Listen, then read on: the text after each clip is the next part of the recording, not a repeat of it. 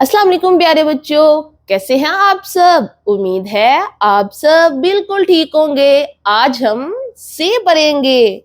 से की आवाज से शुरू होती है। आइए से बनने वाली चीजों के नाम सीखते हैं।